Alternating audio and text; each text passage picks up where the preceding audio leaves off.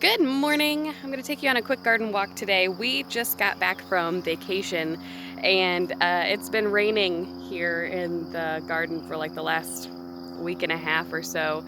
And today, or yesterday when we got back, it's going to look nice and dry for the next, I don't know, 10 days-ish. And of course, being the first part of July, everything is in full swing. So I guess in a weird way, it's like welcome to the jungle. Got some plantings going on. Just gonna take you really quick through and talk about some things that have been pulled, some things that are coming up. So starting first here at the first box, there's the beans. I've got my okra coming up. It's definitely a heat-loving plant, so it will take off when the temperatures are above 80 or so. Got some bush beans here. This looks like the red swan. And over there you can see the purple flowers. That is the purple TP. I have done quite a bit of harvesting already, so we've got some zucchini coming on here. And of course the cucumber beetle is out. It's real, it's happening for the cucumber beetle now. Also did see my first couple squash bugs when I got back yesterday and did a little garden walk. The borage is putting on seed and I am collecting seed. Lots of tomatoes coming on. Zinnias are in full bloom. They're tearing out. Oh, I love it. My sunflower, that is definitely quite a bit taller than me, is blooming. It's lovely there. I'm collecting calendula seed. I'm doing a lot of just different seed collecting. I've collected my pea seeds already, both sugar snap and splitting pea, shelling pea. This is the last of the shelling peas. There were a couple on there that were still hadn't filled out yet. If they do fill out in the next couple days, I will let those go to seed. Otherwise, I'm going to rip these all out. The radish seeds, the pods here, as you can see, are starting to turn brown. So the radish seeds are very close to being ready to pull. The onions, I went ahead and pulled. They are drying now, curing. Have gotten down to like the last maybe 2-ish kohlrabi still in the box. And ooh, quick note on that onion experiment where you cut the tops to see if you get bigger bulbs. I don't know if it was just because of the weather or because it was late when I cut the tops, but those bulbs were actually the ones that ended up rotting in the ground, whereas the ones with their full greenery did not rot. So I will not be doing that again. I will not be cutting tops again. The loofah gourd here, as you can see, is taking over really most of this trellis. I've got one nice loofah there developing several other little pods that are looking pretty good. More beans, a couple more shelling peas, and then of course my trap crop here. I talked about that in a previous video. My trap crop of brassicas. I did have a little bit of cucumber wilt happen while we were gone, so I have pruned out that cucumber plant, and what's left here we are getting quite a bit of harvest off of. You can see there's a number of open blossoms, a number of small fruit set. My gladiola back there, I don't know if you can see it, but that first little gladiola is blooming. It's looking great. The archways are kind of, in my opinion, the star of the show, actually. So I'll save the last archway for you because it's my favorite spot in the garden right now. Sunflowers, again, getting really tall. My corn is getting very tall. So the peak on our greenhouse is 14 feet. And that corn is already much, much taller than me. The spaghetti squash is setting a lot of fruit. Here again, I am seeing some squash bugs, so I'm just monitoring that pretty closely and grabbing them when I see them, throw them to the chickens, squish them if you can.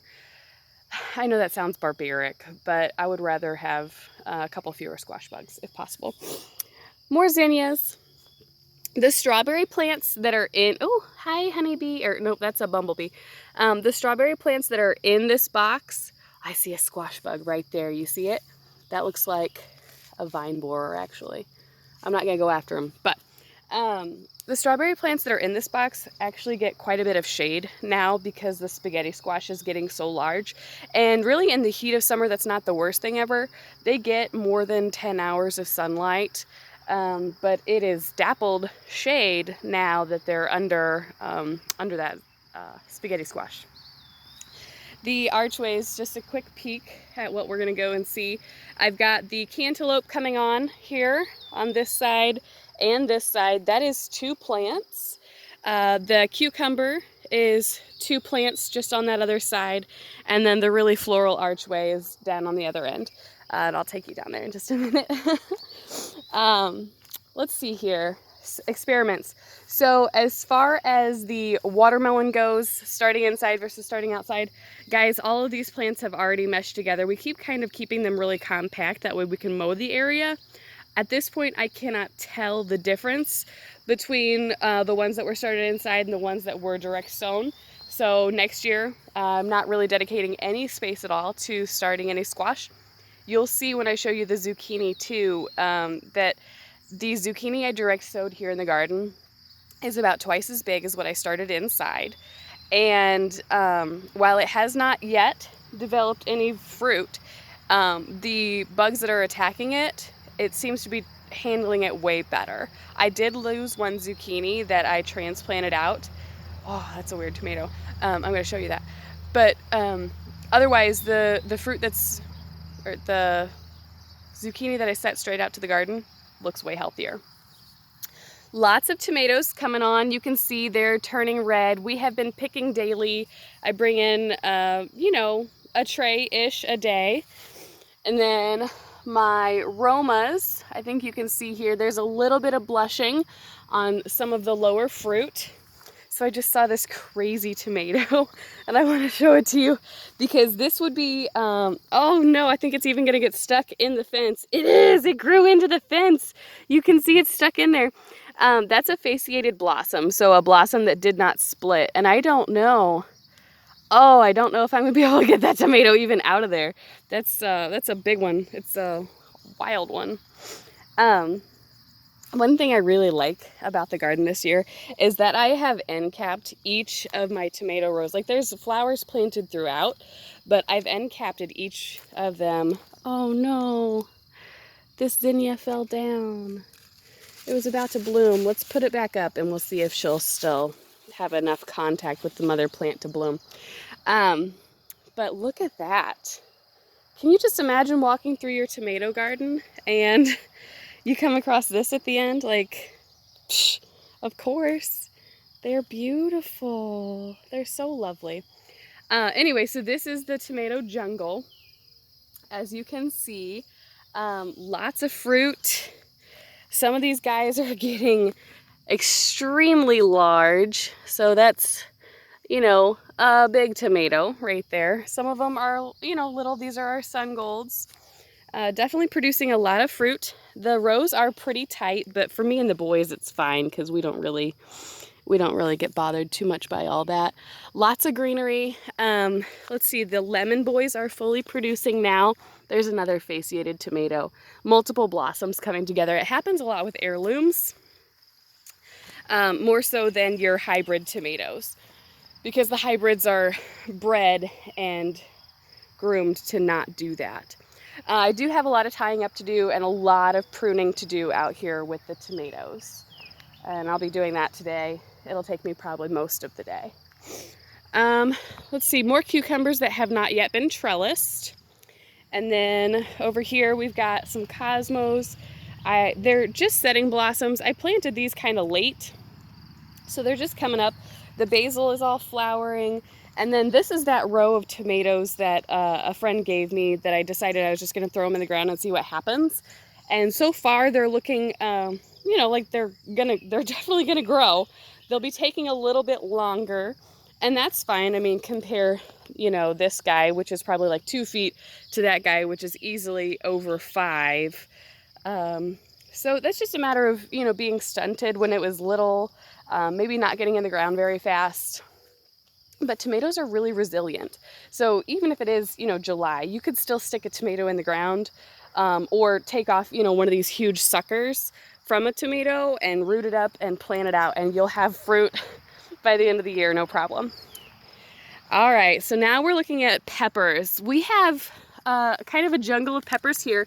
Now, a lot of people would think like, oh, those peppers are planted way too closely together. They're really not. They actually get a lot of sun. They get a good amount of sun. They are trellised to be very close together. That way they don't fall over, because I didn't want to do cages out here. But peppers like to be close to the next pepper over. That way you can shade your fruit. Otherwise you can have sun scald on your peppers really pretty easily. And we have quite a few varieties of thin shelled peppers. So they're not the really thick meaty ones. They're, you know, some thinner shells. And those sun scalds can pretty much ruin your pepper, because it usually happens on the shoulder. And then it can create huge soft spots in your peppers. But, so we've got some salsa peppers here, and I've actually harvested a good amount off of this plant already. Coro de Toros, and these can turn a variety of different colors. If I picked it now, they would be fine to eat, but they will go from yellow to green to red.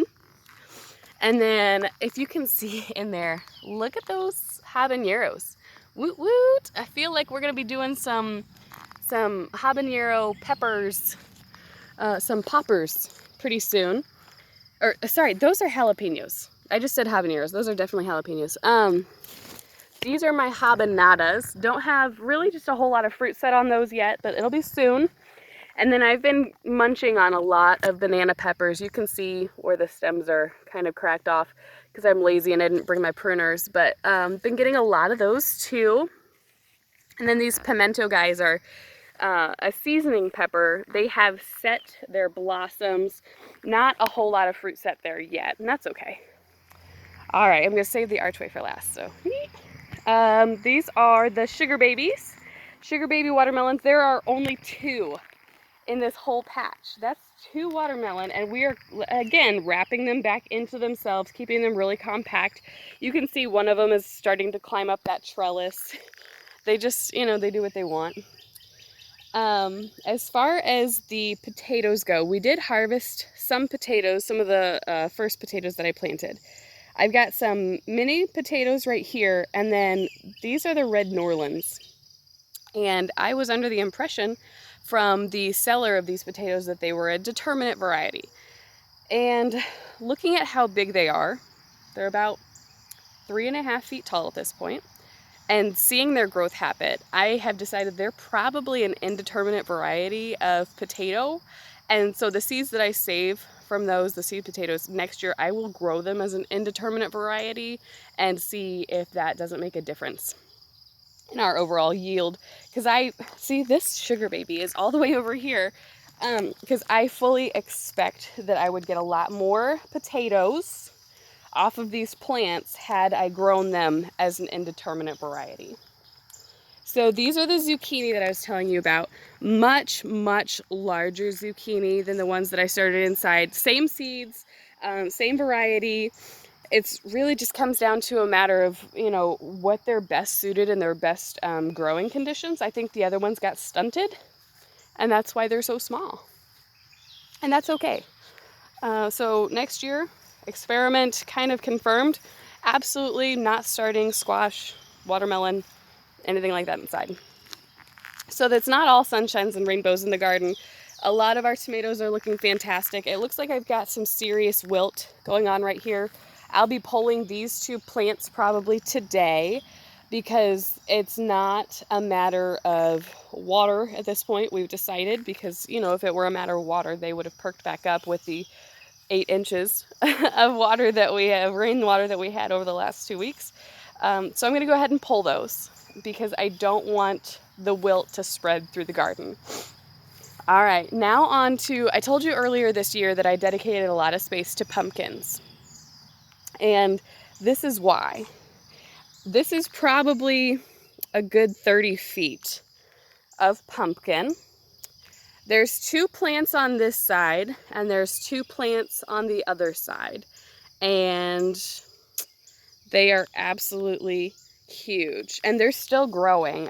They're still definitely sprawling further.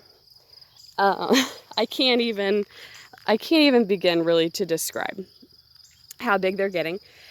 You can see each arm kind of is going off in its own direction from each plant. And these were the potatoes that we pulled yesterday. And we did this row of potatoes and planted these pumpkins here on purpose, knowing that by the time we were pulling the potatoes, the pumpkins would need some serious spread. And fortunately, our timing was good. You can see we've got some pumpkins coming on here. There's definitely some fruit set. I'm seeing some little baby pumpkins in there. So that is all good. These are the second row of long season potatoes that I grew. So those will be ready here in probably about a month or so. And then there's the watermelon patch. I told you I also did dedicate a huge amount of space to the watermelon patch. This is probably 8 foot by, I would say, 16 feet. And the watermelon is completely absorbing the space. Like we're pushing it back into the space. And that is 1 Carolina Cross, and I think there's probably 3 Crimson Sweet Runners there. So that's a good amount of space. All right, so my favorite archway. This is where it's at for me right now. I've got my borage, and there's some zinnias here. If you look down in there, I actually have some chamomile that's tucked in. I don't think it's getting nearly enough light. I've got some red noodle beans that are creeping up that side. And then over here, I have a lot more zinnias on this side. And then I've got this, it's not the cypress vine, it's a cardinal vine creeping all the way up. So I just think that it's so pretty. I think that it adds some nice color to the end of the walkway. If you look, it just looks really special right there at the end. So that was really as quick as I could make this garden tour because there's so much going on. I have a lot of work to do out here today, but the harvest has already started and it's really been fantastic already so far. So I hope you're enjoying your garden and I hope you have a really great day. Bye guys.